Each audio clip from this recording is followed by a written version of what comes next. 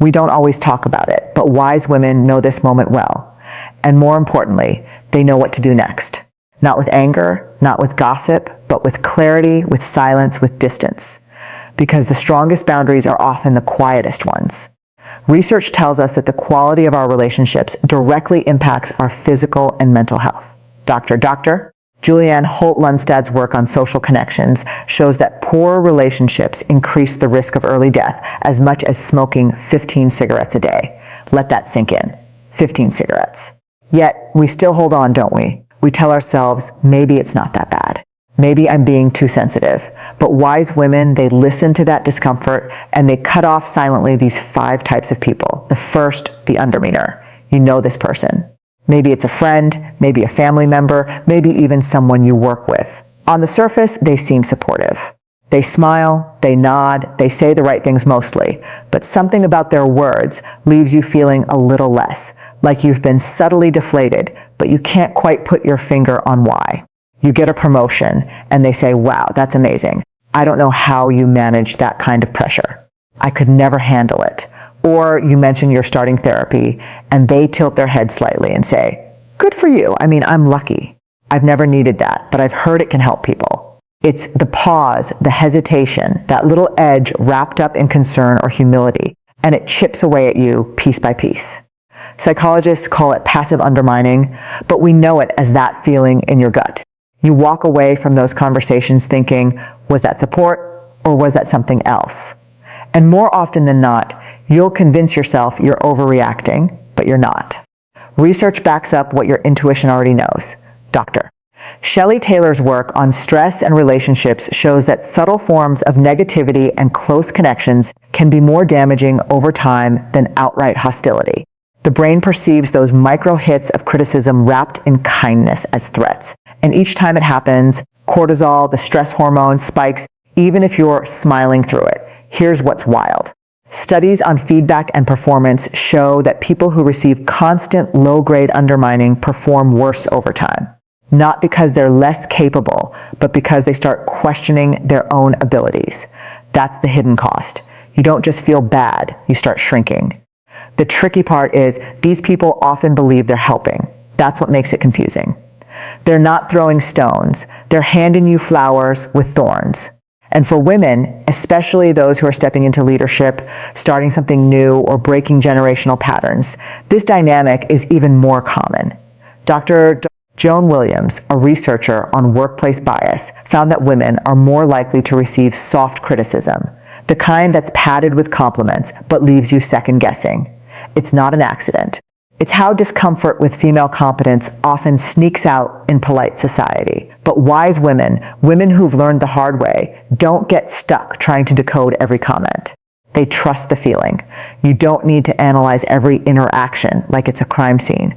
You just need to notice, do you feel lighter after talking to this person or smaller? Does their support lift you, or is it laced with doubt? When you start paying attention, the patterns become clear, and the response doesn't need to be dramatic. You don't need a confrontation. You don't owe them an explanation. Wise women step back quietly. They stop sharing their wins with that friend. They don't bring their new ideas to that colleague. They choose safer spaces for their joy and their growth, because your dreams are fragile when they're new. Your confidence is still taking root. You can't afford to let subtle doubt be the first thing that touches it. Cutting off doesn't mean you don't care about the other person. It means you care about protecting what you're building. And sometimes the kindest thing you can do for yourself and for them is to walk away without noise, without anger, but with certainty. Because a wise woman knows silence is not weakness. It's strength wrapped in self-respect. The second, the chronic taker. You don't see it right away. It usually starts small, innocent even. They need a favor. Of course, you're happy to help. That's who you are. You're the person people can rely on, the one who shows up. But then it happens again and again. And before you know it, you're the one they call when life gets hard, when plans fall through, when no one else picks up. They need advice. They need your time. They need you to listen again. And you give it because you care, and because somewhere along the way, it started to feel like your job until one day you need them. Nothing big, just support. Maybe you're having a hard week. Maybe you just need someone to check in on you. You reach out and the silence is louder than you expected. Or worse, they show up but half-heartedly. They listen, but you can feel their attention drifting. You get off the phone and you don't feel better. You feel lonelier. That's when it hits you. This relationship isn't mutual. It's a transaction. You give, they take.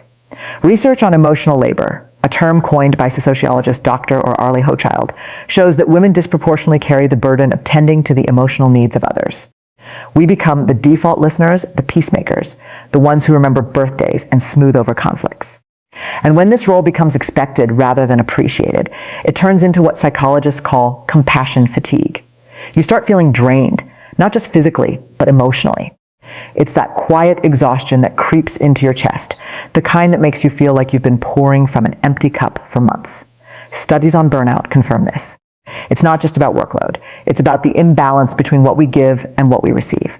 Relationships can be a source of energy or a slow, steady leak. Chronic takers, they are the leak. But here's the hardest part. Chronic takers often don't see themselves that way. They don't think they're using you. In their mind, they're just leaning on someone who's strong, someone who always knows what to say. And that's the danger. You start to believe it too. You tell yourself, they need me. I can handle it. I'm strong. Until you're the one falling apart, quietly, showing up for others while neglecting yourself. Wise women see this pattern before it breaks them. They recognize the weight of carrying a relationship alone. They stop measuring love by how much they can endure. And the shift is quiet but powerful. They stop over-explaining. They don't text back immediately. They let the call go to voicemail, not out of anger, but out of self-respect. Because here's the truth. Real connection is reciprocal. It's not about keeping score, but it is about balance. You deserve to receive as much as you give. My research on belonging teaches us that true belonging doesn't require us to betray ourselves to be loved. It requires us to stand in our worth and believe that our needs matter too. So wise women step back. They choose relationships where their generosity is met with gratitude, not expectation. They let go with resentment, but with the quiet understanding that their energy is precious.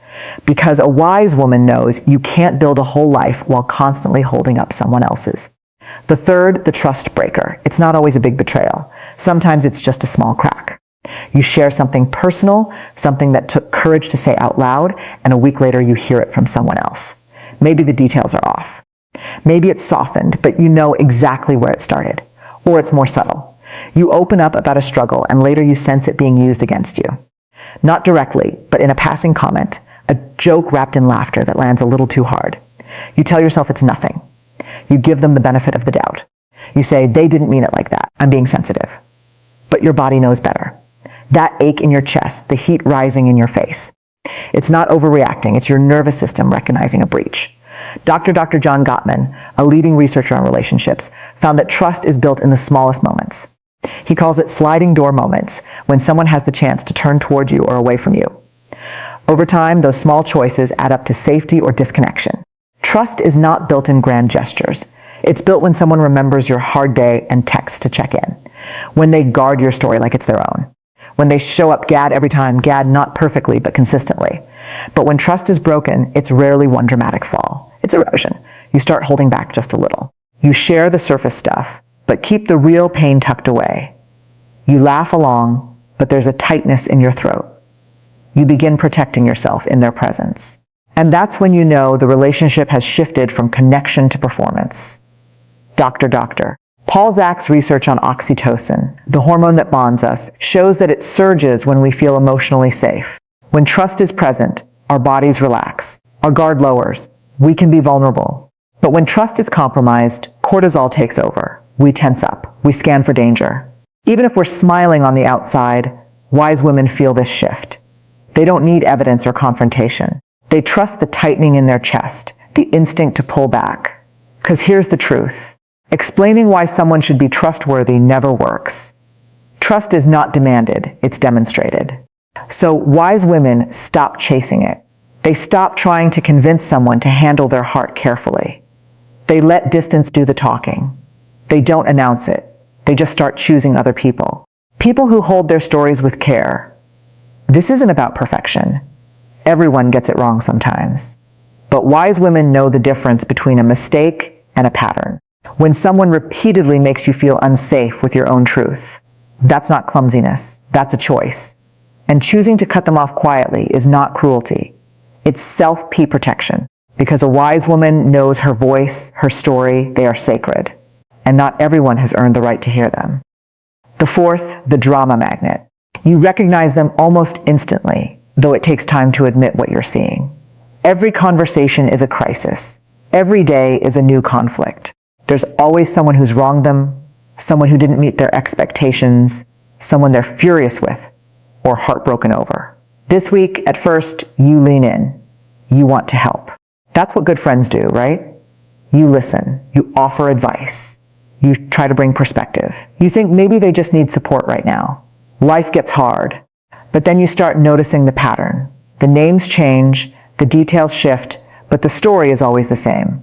It's not just a bad week. It's every week. And somehow they're always the victim, always at the center, stirring the pot, even when things could have settled. You tell yourself you're being compassionate, but if you're honest, you feel exhausted.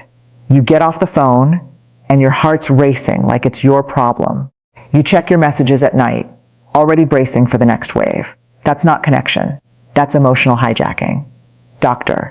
Susan David, a psychologist who studies emotional agility, talks about how unchecked emotional reactivity, being constantly caught in the highs and lows, creates stress, not only for the person experiencing it, but for everyone around them.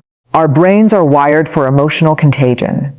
Neuroscientists have found that we mirror the emotions of those we interact with, often without realizing it. If someone is in constant turmoil, your nervous system absorbs it like secondhand smoke. And it's not just mental, it's physical.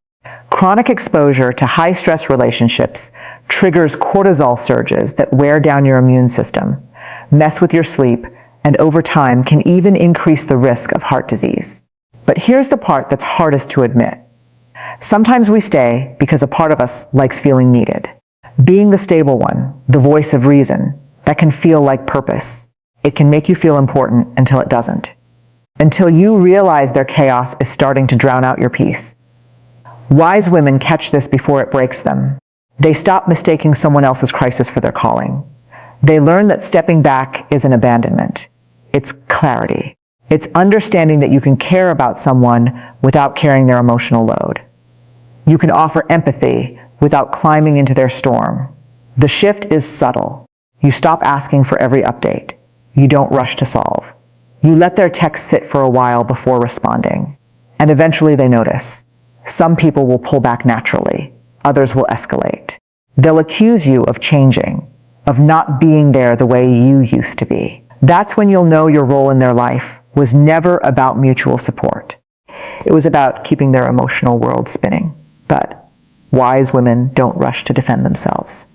They know that protecting their peace is not selfish. It's essential because a wise woman knows you can love someone and still choose yourself. The fifth, the subtle competitor. It doesn't always look like competition at first. Sometimes it looks like friendship, maybe even admiration. They cheer you on loudly, publicly, but there's something beneath the surface. You feel it in the quick comparison when you share good news. You hear it in the wow, must be nice. When you get an opportunity, you see it in the tension when life starts going well for you. It's subtle, but it's there. When you succeed, their smile tightens just a little. When you struggle, they lean in a little too comfortably, and it leaves you questioning, am I imagining this? Because they're not cruel. They don't tear you down outright. They celebrate you. But something about their celebration leaves you feeling watched. Social comparison theory, first developed by psychologist Leon Festinger, explains why this is so common. We're wired to evaluate ourselves in relation to others. It's how we gauge progress, how we measure success. But when comparison takes root in a relationship, it shifts the dynamic. Your win starts to feel like their loss. Doctor.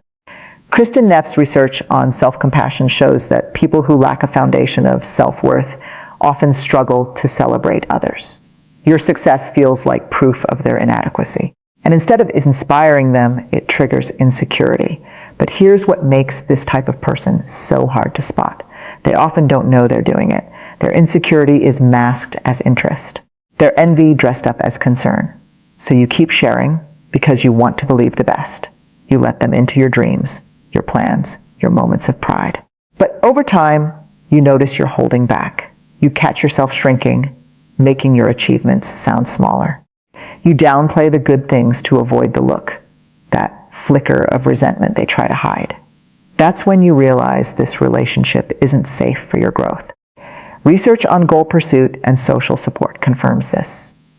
People with encouraging, non-competitive friends are more likely to achieve their goals and sustain success. But those surrounded by subtle competition often experience higher stress and lower confidence, not because they're less capable, but because they spend so much energy managing the emotional undercurrent. Wise women feel this shift early. They recognize that true friendship is spacious. It leaves room for everyone to thrive. There's no scarcity in love. Your light doesn't dim theirs. So they make a quiet choice. They stop giving front row seats to people who can't clap without comparison. They start guarding their wins like they guard their healing. Not with secrecy, but with discernment. The distance isn't punishment, it's protection. Because a wise woman knows her growth is non-negotiable. And the people allowed close will either water it or withhold the sun. Cutting people off silently with grace is never easy. It goes against everything we've been taught about loyalty, forgiveness, and being a good person. But wise women understand that protecting their peace is not cruelty. It's clarity. It's knowing the difference between compassion and self-sacrifice. It's realizing that your time, your energy, your heart, they are sacred, and not everyone has earned access to them. Letting go doesn't mean you wish them harm. It means you wish yourself well. Is choosing to build a life filled with mutual respect, real trust, and people who want to see you win, not because it benefits them, but because they genuinely love you. So, when you feel that quiet knowing in your gut, the signal that someone is draining more than they're giving, listen to it. Trust it. Your boundaries are not walls to keep love out. They are doors that guide the right people in. You deserve relationships that leave you stronger, not smaller. You deserve people who celebrate you, not just tolerate you. And most importantly, you deserve to be at peace in your own life.